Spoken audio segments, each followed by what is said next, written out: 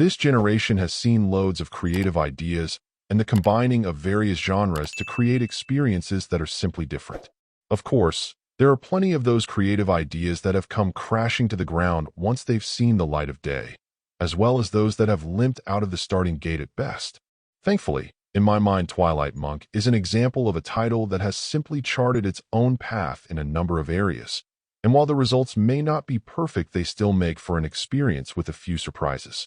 Combining longer exploration-based stages that have the feel of old-school action adventures and shorter, more intense random encounters that will be triggered in an RPG-like overworld, the game has a tendency to keep you on your toes.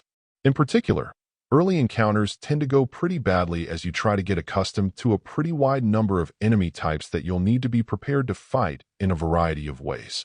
Thankfully, your trusty and versatile primary weapon of choice, the Phantom Pillar, can be surprisingly effective, capable of smashing through foes when thrown on a chain, as well as acting as a raised platform to jump from to reach higher spots.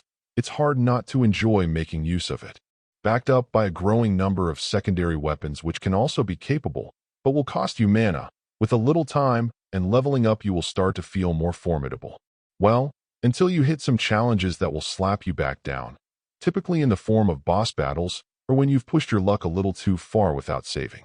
Most of the time, save points are reasonably accessible, but given the random encounters in the overworld, there are times when you hit an unlucky bounce or three and end up getting knocked down, possibly losing quite a bit of progress. Thankfully, there are some things you can buy in the shop to try to minimize your risks of this more, but especially early on it can be aggravating, for sure.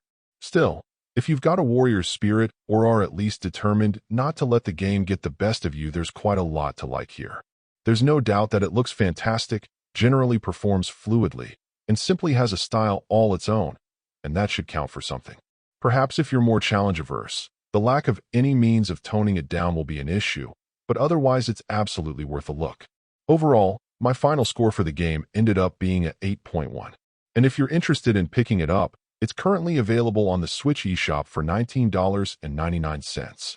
Thank you for taking the time to listen to this review. And if you'd like more information or ideas of indie games worth checking out on Switch, be sure to click on the link provided in the description. Until next time,